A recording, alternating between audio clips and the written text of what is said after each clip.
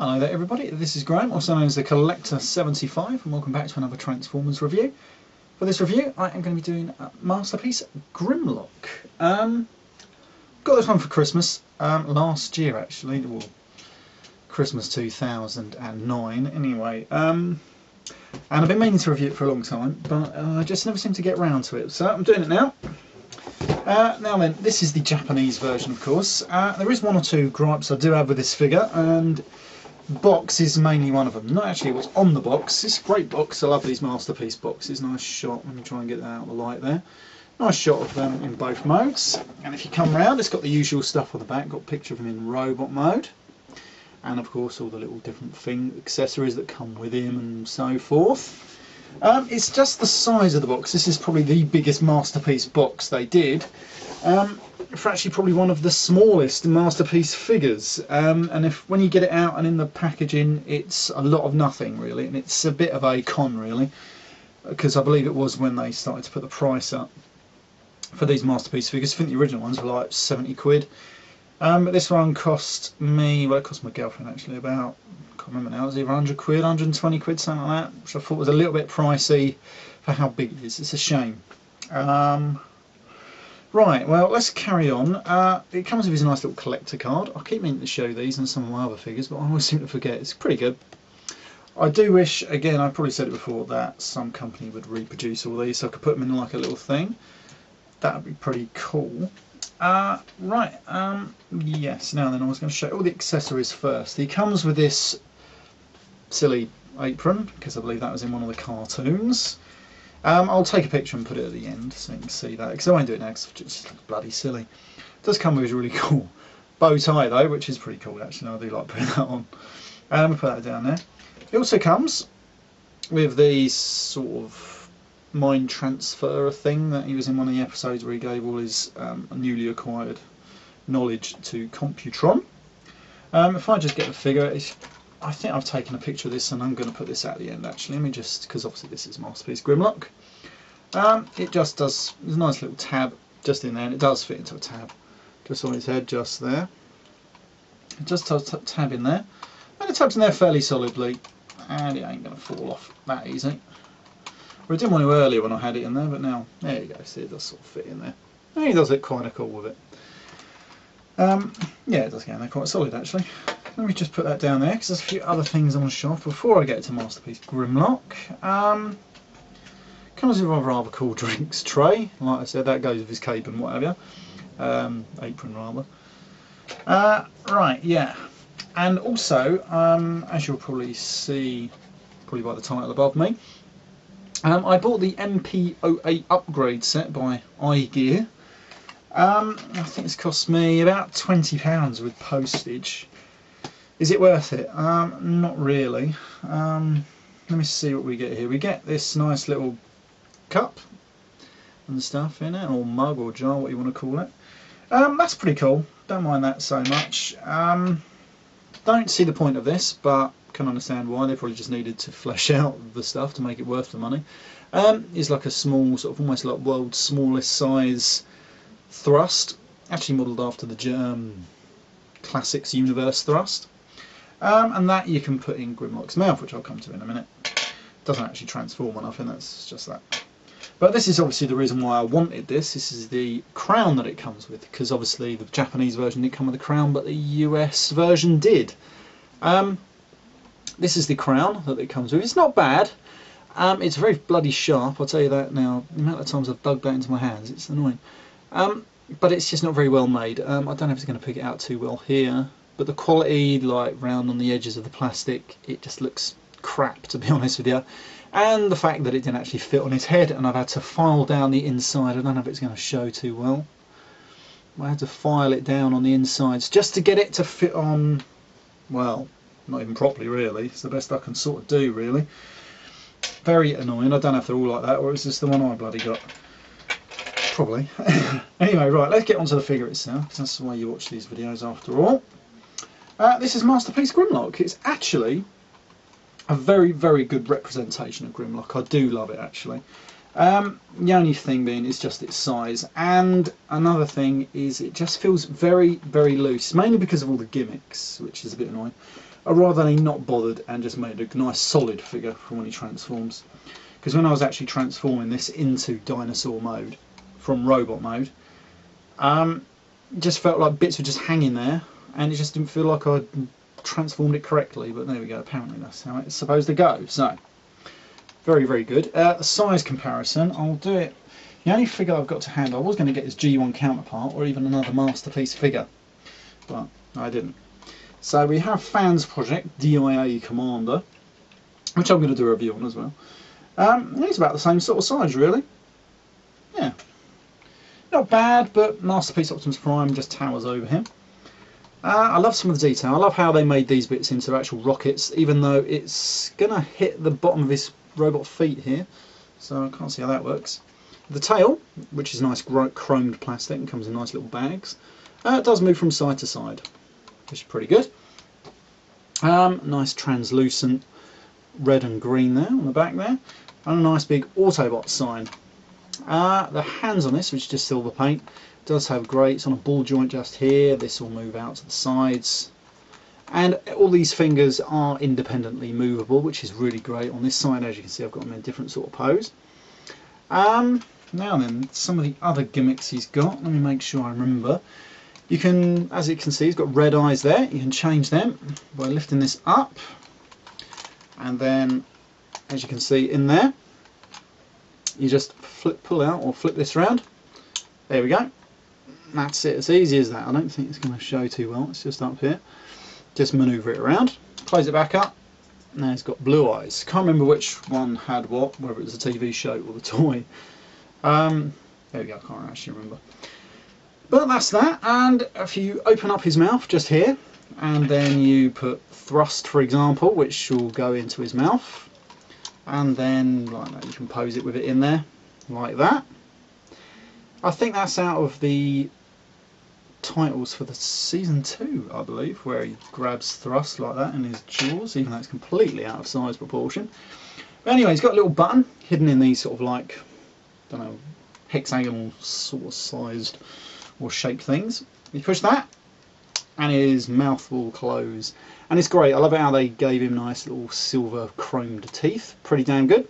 And if you do open it up, you do see he's now got a gun in his mouth. Don't know if it's going to show too well, but he does have a gun in there. Now then, he does have a gimmick, whereas if you push on the feet, his head goes up, I believe. Yeah, there we go. Fucking shit, if you ask me. Don't know why they bothered with that one. And again, if you manoeuvre the back of the body, because as you can see it's quite loose, he should go from side to side. Took me a while to get this lined up just right, so here we go. As you can see, it doesn't really work that well. It was working yesterday, but it's probably just come bloody loose. All it is just basically a pole going up there, connected to a cog, and then there's a cog on the head, and as you move it from side to side, oh there we go, got it, there we go. As you can see, that's all it does. Pointless, so I do not see the point of it. Just call me a cynic, I suppose. Yeah. Right, we're going to transform him now, and he's quite an easy one to transform, really. It's a bit complicated on the feet. Did stump me for a little bit when I was trying to transform the other day, even though I did bloody instructions. Right. So we start. Let me just see. I've only transformed this the once, so you're going to have to bear with me. I'm going to close the mouth. Position his head, well, his tail like that rather.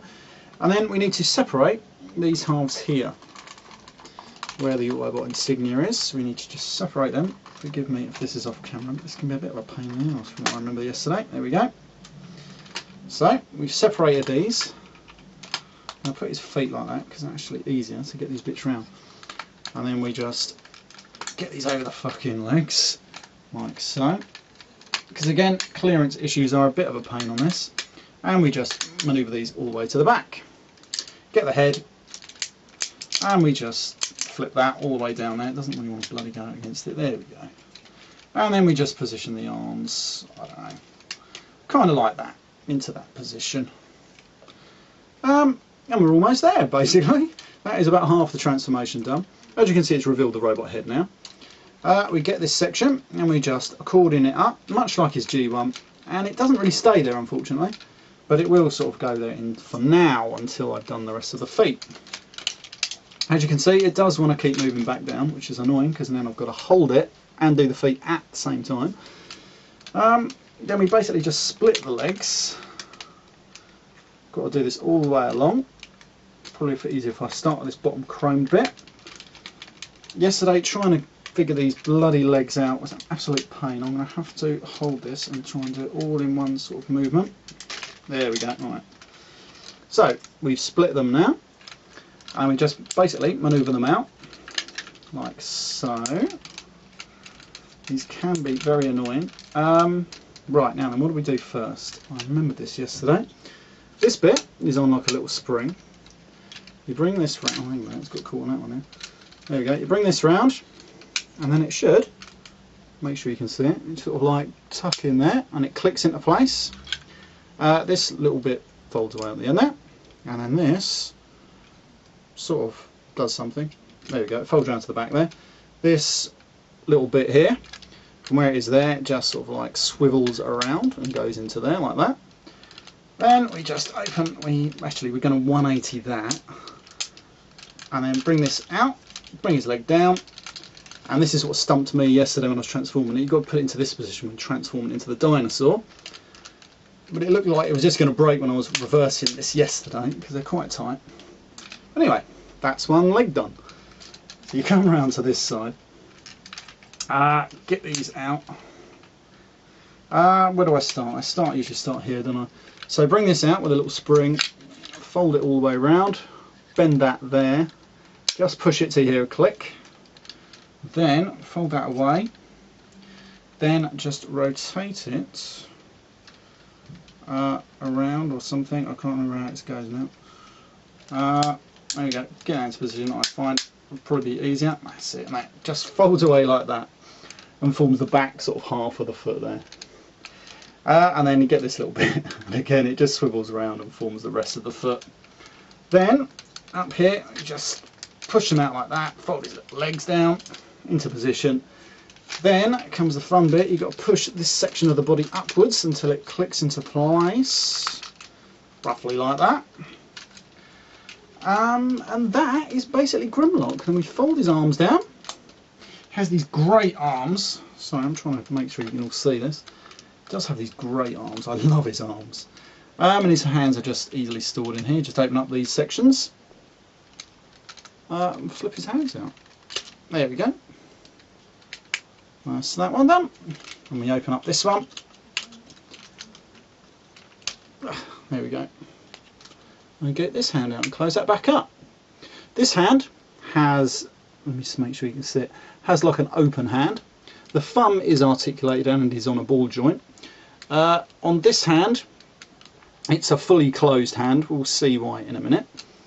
But that is Grimlock in robot mode. It is absolutely a fantastic robot mode, if I'm honest. I think it is absolutely brilliant. Definitely one of the best masterpiece figures that you'll actually get. It's just great. It's superposable. You've got to be careful though on these bits. I think I chipped this when I first got it out of the box a couple of Christmases ago, just on his groin section there. You've got to be careful of that. And when I transformed it yesterday, when I closed up here, I don't think it's going to show too well, but here I chipped the plastic as I pushed it in because it wasn't quite at the right angle. So you've got to be careful there, so I've got to try and do something with that. Get a scalpel to it to take off the excess plastic. Should be alright. Pardon me. His feet are on sort of ball joints, as you can see, so you can move them around, so you can pose them in any sort of pose you want, really. Oh, his head, it just looks amazing. Look at that head sculpt. That is a brilliant head sculpt. And of course, he comes with a little button on the back. I'm just going to zoom in too well on that. But you push this down. It's a bit of a pain, so I'm going to have to do it off camera. I know I don't want to. But you push it down. So it's in the down section now. And then he's got the blue eyes. Really do like that feature. Don't mind features like that, but when just pointless features that you're never going to use. Because you're not going to play with these figures, you're just going to put them on display. Right now then, let's put some features in. Comes with this nice little gun. a nice representation of his gun there from G1. I love these claws actually on the front. They're actually die cast metal. That's pretty damn good. This whole groin section here is die cast, but that's about as far as it goes, I believe. No, this is plastic, whereas I believe on the original it was die cast. Can't remember now. But we put his hand in this one, the closed hand, like so. And then we push this little button just on the back of his arm, and it should light up. Let me see if it's going to light up. Can you see it lighting up? I don't know if you're going to be able to. Yeah, there we go. You sort of see it lighting up. It doesn't work too well on that one. Right, you take the gun out and put his thermo sword in, just in there. And I believe this does. You can sort of see this better. Yeah, it looks pretty good. I do like that. And of course, the other hand, even though it's a sort of like a closed hand, will hold either the gun or the sword, as long as you sort of close his hand up just right. It will hold them, so you can have both in the hands and everything. Pretty good. Right, so let me just take these out because I want to show that he will hold this cup in one of these hands. I don't know which one it's actually supposed to go in, but we'll put it in this one because that looks like the better one. Close the little thumb up so then he can have a drink like he did in the G1 comics. And of course this crown is based on the one that where he became White Belt leader and was choosing all his crowns. Now then, it just basically pops on the top there. Before, if I'd tried this, it would have just fallen off. But it looks pretty good because all I'm going to do is literally display it in this mode. And it does look good. I think it does sort of top him off. And when I did see the US version come out with the crown, I was a bit gutted that I had this one. But then I saw this, or someone actually might have left a comment on one of my videos saying about this because I'd forgot. Found it. I actually found it on iOffer. And then the guy didn't get back to me, which shows how much of a shit website that is. But yeah, but I got this one off eBay in the end, I believe. Found it. I had to get it from America though. Yeah, but it does make him look a hell of a lot better. And does top him off. Yeah. Pretty good figure. Get it if you can, but it's still overpriced if you want my opinion. Get the US one, because I think that's obviously a bit cheaper. I'm not quite sure if it came out of here, so I remember someone left me a comment on my profile saying that it did, but I've got to admit I never saw it in my Toys R Us. Mind you, in my Toys R Us. They probably just got bloody Revenge of the Fallen toys from 2 years ago in there. Yeah, so this has been Graham, the Collector 75, and I'll see you all next time. Bye for now.